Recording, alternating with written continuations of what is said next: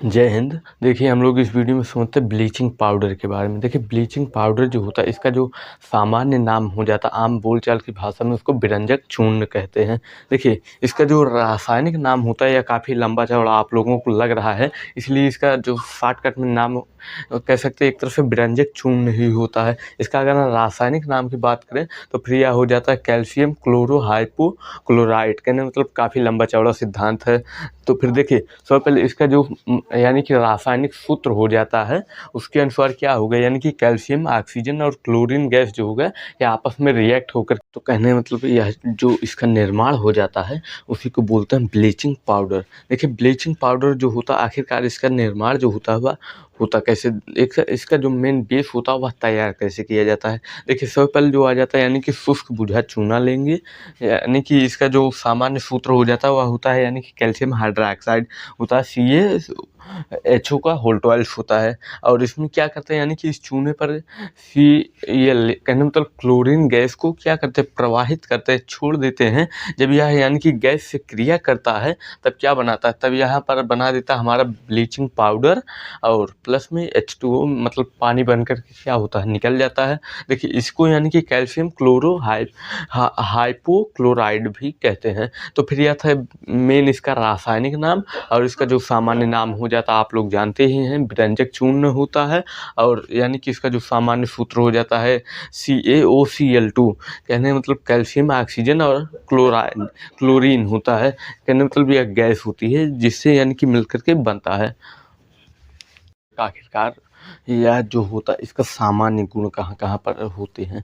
देखिए इसका जो सामान्य गुण हो जाता है यानी कि इसका जो सबसे पहले रंग में यानी कि इसको पहचाना कैसे जाता है, तो फिर यह ब्लीचिंग पाउडर जो होता है यह हल्का यानी कि पीले रंग का चूर्ण होता है जिसको यानी कि चूर्ण कहते हैं। यह एक तरफ से यानी कि पाउडर होता है, यही होता है जो हमारा ब्लीचिंग पाउडर, इसी को बोलते हैं विरंजक चूर्ण। और इसका जो जल में जो होता है यह विलीय होता है, कहने मतलब जल में जब इसको घोला जाता है तब यह पूरी तरह से अच्छे से घुल जाता है। लेकिन अगर हाँ उसमें अशुद्धियाँ यानी कि कहीं ना कहीं पर अगर हाँ अशुद्धि उसमें मिलाई गई है तब क्या होता है यह पूरी तरह से विलीय नहीं होता। आप लोग भी अच्छे से ही जानते हैं अगर हाँ किसी भी चीज़ में अशुद्धियाँ मिला दी जाए तो फिर उसको यानी कि कहीं ना कहीं पर वो अपना प्रभाव दिखाता ही है। तो फिर यही हाल ठीक इसमें भी है। अगर आप ब्लीचिंग पाउडर में अशुद्धियाँ कुछ मिली होती हैं तो फिर यह पूरी तरह से जल में जो है घुलती मिलती नहीं है। और इसमें से जिस कारण से क्या होता क्लोरीन गैस जैसी क्या होती गंध आती है। और यह ब्लीचिंग पाउडर का जो होता है यह स्वयं में धीरे धीरे अपघटित होता रहता है, अपने आप में ही टूटता रहता है। टूटता कैसे, देखिए जब यह ब्लीचिंग पाउडर जो होता है इसका जो सामान्य सूत्र हो जाता है, कहने मतलब ठीक यही होता है।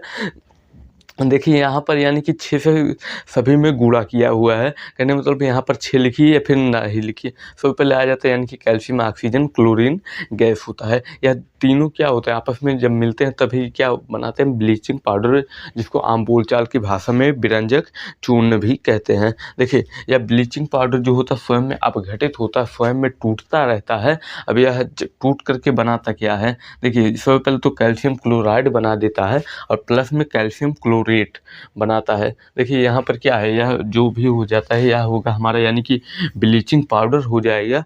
और यह क्या है यानी कि यह हमारा जो होता है कैल्शियम क्लोराइड, देखिए यहाँ पर Cl2 लास्ट में जुड़ा हुआ है तो फिर क्या यह क्या होगा कैल्शियम क्लोराइड होगा। और यानी कि यहाँ पर ClO3 या होल 12 है तो फिर यहाँ पर क्या होगा कैल्शियम क्लोरेट होगा। तो फिर यह था यानी कि इसके कुछ सामान्य गुण।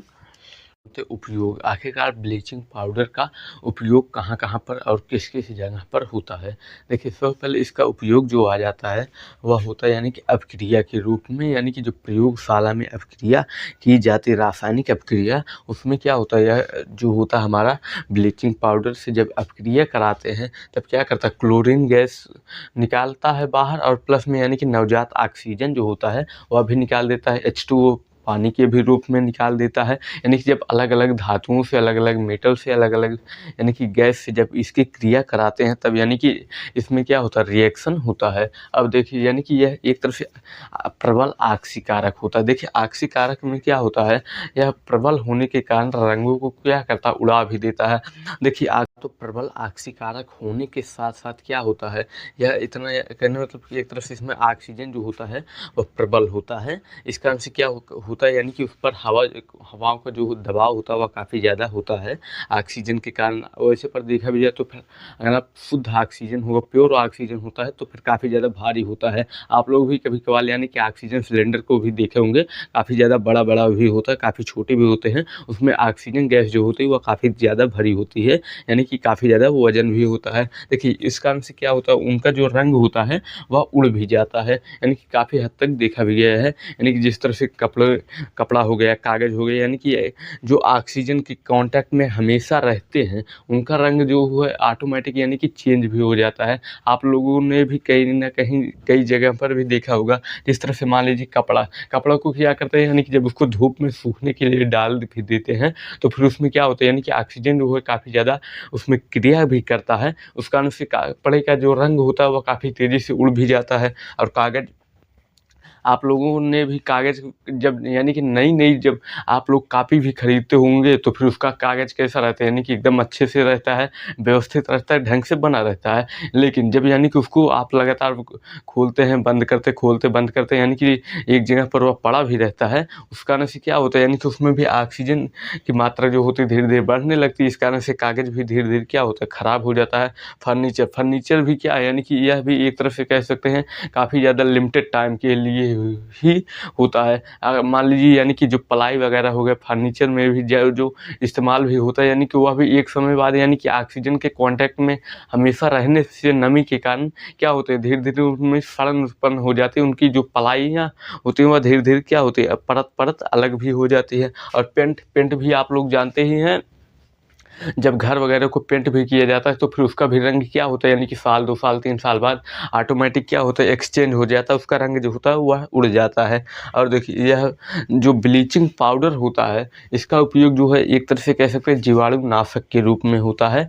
जो जीवाणु, कीटाणु, बैक्टीरिया, वायरस जो भी होते हैं इन सबको मारने के भी लिए इसका प्रयोग किया जाता है। और जो रासायनिक उद्योगों में कहने मतलब जहाँ पर केमिकल की रिएक्शन कराए भी जाते हैं, जहाँ पर 2 केमिकल आपस में रिएक्ट करते हैं, वहाँ पर भी क्या होता है, यानी कि यह उपयोग आता है काफ़ी ज़्यादा ब्लीचिंग पाउडर। देखिए यह पेयजल कहूँ जो पीने योग्य जल होता है उसको भी काफ़ी ज़्यादा यानी कि शुद्ध करता है, जीवाणु रहित बनाता है। तो फिर यह था यानी कि इसके कुछ उपयोग ब्लीचिंग पाउडर के।